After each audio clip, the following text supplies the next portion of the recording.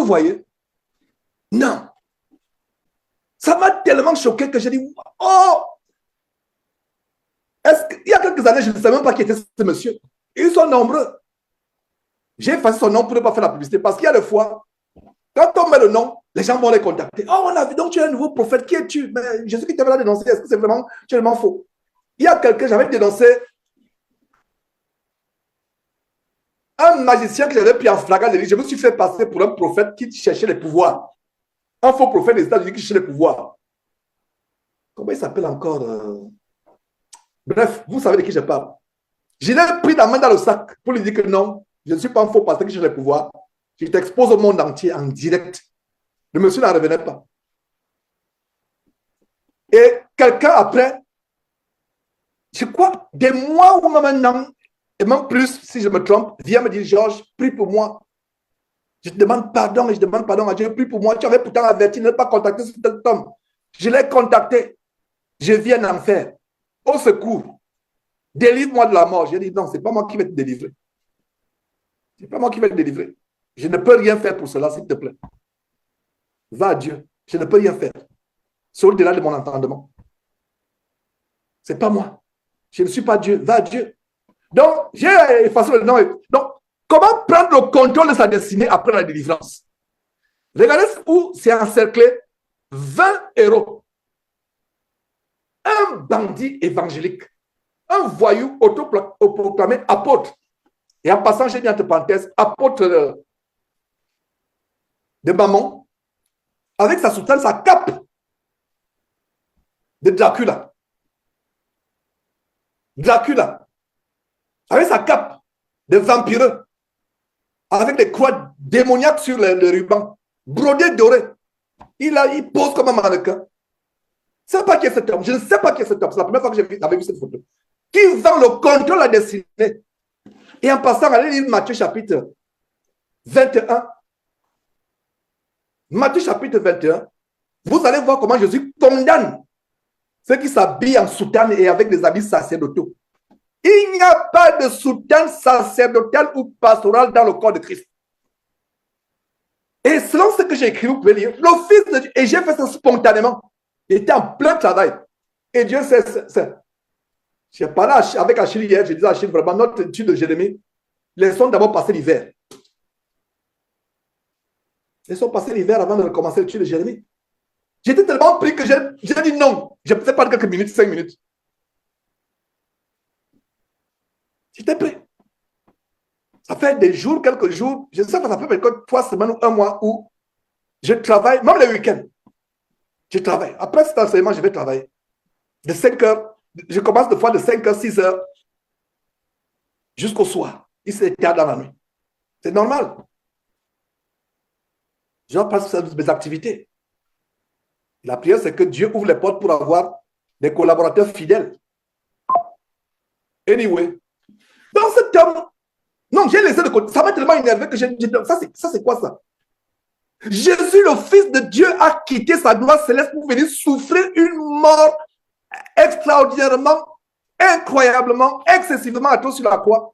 Son précieux sang a coulé gratuitement, goutte par goutte pour notre guérison, pour notre délivrance. Et un homme va venir vous vendre à $20 l'entrée. Comment prendre contrôle de la destinée?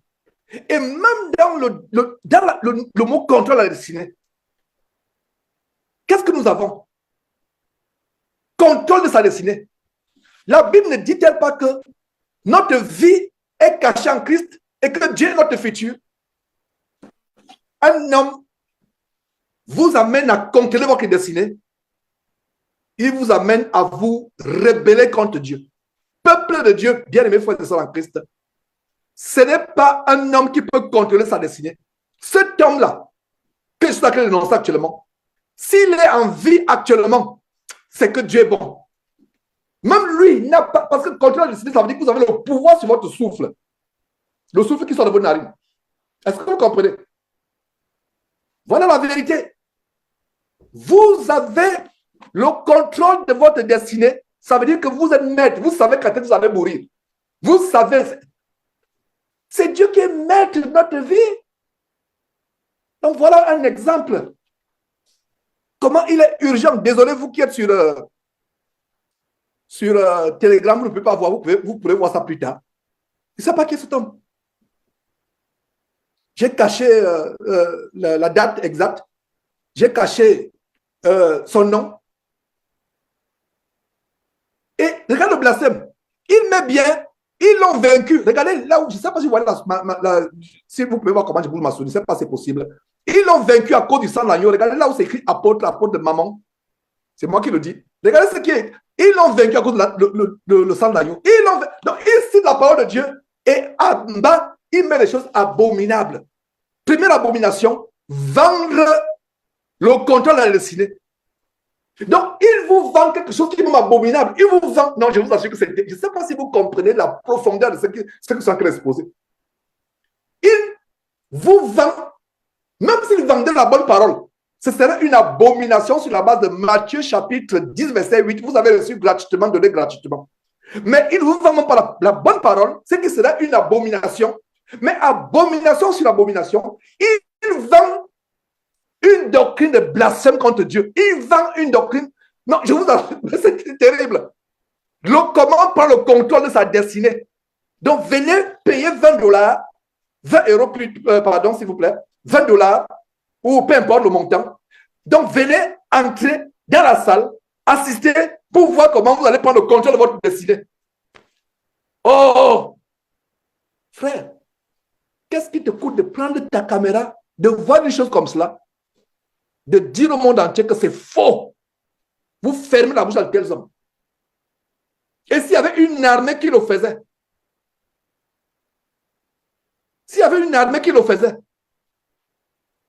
nous allons saturer l'espace Internet francophone. C'est nous qui ferons le poids. Mais actuellement, c'est eux qui font le poids. Actuellement, c'est eux qui font le poids. Donc, qu'est-ce que je voulais vous dire? Faisons attention, mes frères et sœurs. Faisons attention de ne pas succomber à ce genre de choses. Et je m'adresse aux jeunes convertis. Si vous ne lisez pas la parole de Dieu, vous allez succomber à ces choses. Vous allez succomber. Alors, voilà un exemple. Ils sont nombreux. Si on pouvait faire le poids contre poids, ça dit qu'on est là, ça ne vous coûte rien. Ça ne vous coûte rien. Ce n'est pas une seule personne qui doit le faire. Et je vous assure que même 1000 personnes qui le font en même temps, ce serait peu. Ils sont nombreux. Oh là là. Ésaïe, le prophète Ésaïe, il s'écrit à un moment, Seigneur, je suis resté seul, ils ont persécuté tout le monde. Jésus a dit non. Pas Jésus, excusez-moi, c'est un lapsus. Le Père, notre Père, le Père du Seigneur Jésus-Christ, Dieu, l'éternel Dieu, a dit, je me suis réservé 7000 prophètes qui n'ont pas fléchi le genou devant Baal. Ma prière, c'est qu'il y ait ce reste dans cette génération pour être en guerre contre les faux pasteurs, pour être en guerre. Et la guerre n'est pas physique. Je ne dis pas qu'en guerre, ça veut dire que notre guerre n'est pas physique. En même temps, nous prions pour eux, s'il est possible, mais en même temps, nous les exposons. Regardez un prophète qui est persécuté. Pourquoi j'ai ouvert cette grande parenthèse? Jérémie se retrouve enchaîné parce qu'il a refusé de prophétiser ce que le roi et le peuple voulaient entendre, des choses agréables.